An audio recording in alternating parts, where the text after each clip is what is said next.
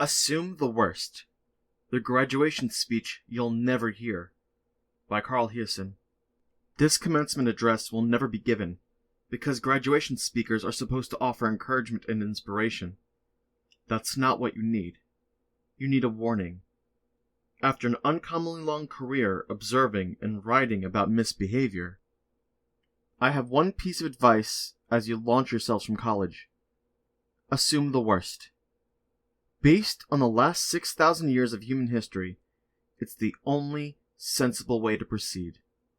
Lowering your expectations will inoculate you against serial disappointments. It will also set you up for heart-lifting surprises on those occasions when someone you meet turns out to be unexpectedly honorable, generous, and selfless. If I were actually standing at a podium, looking out at a sea of young, hope-filled faces, I'd begin with a raw appraisal of the real world. It's pretty fucked up. It was fucked up when I graduated too, but not this bad. Our vernacular contained no such terms as active shooter, ISIS-inspired, or viral cat video. Still, I bet that even the brightest of you would still sit there thinking, as past generations have, okay, it's got to get better. I'm here to say, no, it doesn't. And where did you get such a tender idea? The day I got out of college in 1974, a vainglorious paranoid was in the White House, shredding the U.S. Constitution for toilet paper. There was a futile and tragic overseas war, hatred and bloodshed in the Middle East, dissent and injustice on the streets of America. Ring a bell? Seriously, this is 2015 when I graduated, and it's the same shit now. The forces of indifference, incompetence, and evil, yep, it exists, are thriving in the 21st century. No matter what good things you try to do, you're in for a slog. I'm not saying you shouldn't dream of making an impact. Just understand that the odds are stacked against you. One key to meaningful achievement is disregarding the lame platitudes you'll hear in real commencement speeches, group therapy, and self-help podcasts. 1. Live each day as if it's your last. As wise and appealing as this might sound, it's actually terrible advice. If you live every day as if it's your last, you won't accomplish a damn thing. You'll soon run out of money, your car will get repossessed, you'll be evicted from your apartment, and the person you're living with will dump you for somebody with a mid-level management job at Brandsmart. Spending all your waking hours doing only what feels good is a viable life plan if you're a Labrador Retriever, but for humans, it's a blueprint for unemployment, divorce, and irrelevance. Even if you love your job, there's no such thing as a carefree life. Most of you will one day wake in cold sweat realizing those noisy little people in the bedroom down the hall totally depend on you. They're called children. You'll cherish them more than everything and worry about them forever, even when they're all grown up and wiping the applesauce off your bib at the nursing home. When Charles Darwin laid out his theory of evolution, he famously concluded that natural selection relies on the survival of the fittest. Well, the fittest of any advanced species survive mainly because they worry. The nervous caveman who insisted on sleeping near the campfire made it through the night alive. His carefree pal who strung up a hammock in the dark jungle got eaten by a saber-toothed tiger. That, in a bloody nutshell, is the story of our gene pool. Number 2. If you set your mind to it, you can be anything you want to be. Total bullshit. Nobody can be absolutely anything they want to be. No matter how hard they wish, pray, or try. I wanted to play Major League Baseball like Willie Mays, but unfortunately, I couldn't run, catch, or hit like Willie Mays. And I tried. Really hard. By 8th grade, I'd bagged the whole fantasy and moved on. Self-delusion is no virtue. Anyone who tells you the sky's the limit is blowing smoke up your ass. That's not to say you can't achieve something remarkable and enduring, but doing that will be impossible if you fail to grasp your own strengths and weaknesses. In other words, work with what you got. If Bill Gates had set out to be, say, a professional bronco rider, he wouldn't have made it past his first rodeo. He would have been catapulted in the saddle, stomped senseless by his horse, and Microsoft would be a brand of absorbent underwear. The most successful and productive people recognize their own talent and find a way to uncork it. Of course, such keen self-awareness can cut both ways. Bruce Springsteen knew he'd be good at writing songs. Bernie Madoff, on the other hand, knew he'd be good at embezzling. Strive to excel at something that won't get you indicted. Prison sucks. Number 3. Try to find goodness in everyone you meet. Another waste of time. Relationships aren't supposed to be reclamation projects. The humane qualities of any new acquaintance should be evident in the first 5 minutes of conversation. 10 minutes tops. If it requires the psychological equivalent of a metal detector to locate somebody's true self, then they're not worth the trouble. Life is short. Say goodbye. None of you in this imaginary throng needs to be told what a gut of assholes is on the loose. You went to school with some of them, and guess what? They'll never change. If you don't believe me now, send me a text after your 10-year class reunion. These days, we all need a default asshole avoidance mode to help navigate around people who are intractably arrogant, greedy, conniving, or cruel. The ability to sidestep and outwit these random jerks is a necessary skill. If you don't know how, you better learn. Corruption is another dreary fact of life, and the worst scoundrels are often likable and smooth. Try not to fall for their act. From local zoning board to the halls of Congress, your mistrust will seldom be misplaced. Number 4. Don't be quick to judge others. Are you kidding? If you don't learn how to judge others and judge fast, you'll get metaphorically trampled from now until the day you die. All of your fictitious future grads were quickly judged before being accepted by this institution. Just as you'll be quickly judged in your upcoming job interviews. You future colleagues will judge you, you future loan officers will judge you, and your future spouse's family will judge you. Get used to it, and tune yourselves to judge back. Sharpen an aptitude for cold-eyed discernment. Selecting friends, lovers, and business partners are important decisions. It's alright to prefer honest, alert, intelligent people. Stupidity is a real-world pandemic from which there is no refuge, even in college. Each year on prestigious campuses from coast to coast, no small number of diplomas are handed out to young men and women who barely scrape by. And that's how they'll conduct their adulthoods. Barely scraping by. Being less than smart doesn't automatically make you stupid.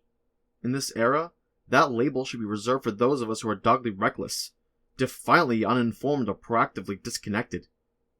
For instance, you'll know people who proudly refuse to accept, despite the tonnage of scientific evidence, that the Earth's climate is changing. Arctic ice caps puddle. Equatorial oceans rise. Subtropical deserts grow hotter. Yet, these chowderheads claim it's all a political lie, fake news. And they'll tell you that while they're standing ankle-deep in tidewater on the street corner in Miami Beach. During prehistoric times, such blundering specimens would have been made an easy supper for the fleet and the fanged. Today, in the absence of feral predators, the unfittest survive longer and cause more damage. Many of them find their way to voting booths on election day. Your duty is to offset the harm they do by making sure that you too vote. This will require staying minimally aware of current events and showing up before the polls close. When that doesn't happen, when the ignorant outperform the attentive, dimness triumphs. The result is that we end up with dangerously unqualified leaders, and then sit around disconsolately hoping the worst of them will be taken down by scandal, or maybe an exploding prostate. Such crises can be averted if the majority of you pay attention. It helps to be equipped with actual facts, which are almost never acquired from memes, chat rooms, or talk radio. Society has been deeply divided before, but never has been so inanely distracted. Don't be shocked if more Americans can identify all the Kardashian sisters than can find Serbia on a world map, which are supposed to be labeled and not supposed to be difficult to find. It's hard to say whether humankind in totality is dumber today than it was back in 1974, but there is no question that more dumb behavior is on wider display. If I were speaking to a live college audience, I'd have everyone take out their phones and find something breathlessly idiotic that's been posted this morning on Instagram or Facebook. Within moments, you'd be sharing a video of some drunk shooting a bottle rocket out of his butt, or possibly a compilation of drunk shooting bottle rockets out their butts. Perhaps set to a chorus of The Battle Hymn of the Republic. Darwin would be fascinated by the streaming anthropology of social media. It's a geyser of ominous evidence that our species has begun to de-evolve, receding back to the slime bog from which we first emerged as gasping, bug-eyed salamanders. So far, our legacy contribution as citizen organisms is mayhem. We're plundering and poisoning the planet with way to gusto than our long-ago ancestor did, while we torment and slaughter one another just as wantonly with record body counts. Technology is all that's changed. We're much more efficient at carnage now. Try your very hardest not to participate. At this point in my pretend graduation speech, you'd probably be shifting in your seats and thinking, wow, life is a total shit blizzard and we're all fucking doomed. Yeah, life is a shit blizzard. No, you're not all doomed. Assuming the worst is the best and most promising course. It will keep despair and disillusionment at bay.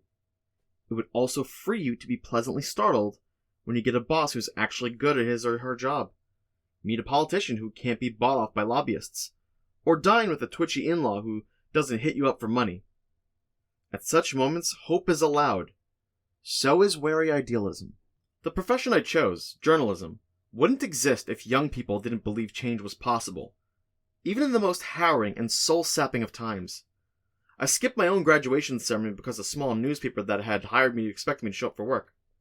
Then as now, the only excusable reason for becoming a reporter was to expose things that were wrong and unjust, on the slim chance that somebody in authority might do something about it. Once in a while, they actually did, and it happened just as often enough to keep me from seeking another line of work, which leads to the part of the commencement address when every speaker feels obliged to talk about happiness. Where do you find it? How do you sustain it? I haven't got a clue. If you're searching for a spiritual pathway to serenity, ask your yoga teacher. Or maybe buy a puppy. Here's all I know about happiness. It's slippery. It's unpredictable. It's a different sensation for everyone. But one thing happiness is not is overrated. When you luck into some, enjoy every minute. Grandparents of every generation were fond of telling us to spread a little happiness wherever you go. For some of you, it'll be easier to spread the flu. Sounds like a skill issue. Happiness can't be sprinkled around like fairy dust. By disposition, some folks are more content than others, but none of us glides along in a cloud of perpetual bliss. People who are truly hurting are grateful for one happy moment. All it takes to bring them a smile, or maybe a laugh, is a single act of comfort. For many of you, reaching out to help will be a moral reflex. To those who must be reminded to behave that way, let me say this. Your parents dropped the ball, big time. Force yourself to experiment with kindness, even when the impulse eludes you. If I were speaking to actual graduates, I could look out over the crowd and predict with absolute certainty that some of you are blessed with monster talent, and you'll do amazing things. You won't change the whole world, but you'll change somebody's world, and for the better. And just as inevitably, some of you won't. You'll park your principles in the long-term lot and spend your future taking advantage of people. Others of you, burdened with a deficit of ambition, won't do much of anything.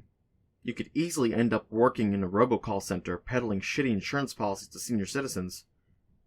At the other end of productivity spectrum, those of you who own a functioning conscience, a sturdy set of values, and a tolerance for hard work ought to do just fine. You deserve many happy moments. If you set your mind to it, you could be lots of things, but not the next Willie Mays, a champion bronco rider, or even an acoustic shadow of Bruce Springsteen. To sum up, figure out what you're good at, and get better at it. Along the way, don't waste your time on people whose decency isn't apparent when you first meet them for a cup of coffee. Be an astute judge of character and learn to judge quickly. Read the news. Pay attention. Always aspire to act in a way that cancels out someone else's cruel or stupid behavior. Never stop worrying. Live each day as if your rent is due tomorrow. And always, always be the one who sleeps near the campfire, and the one who would make Darwin proud.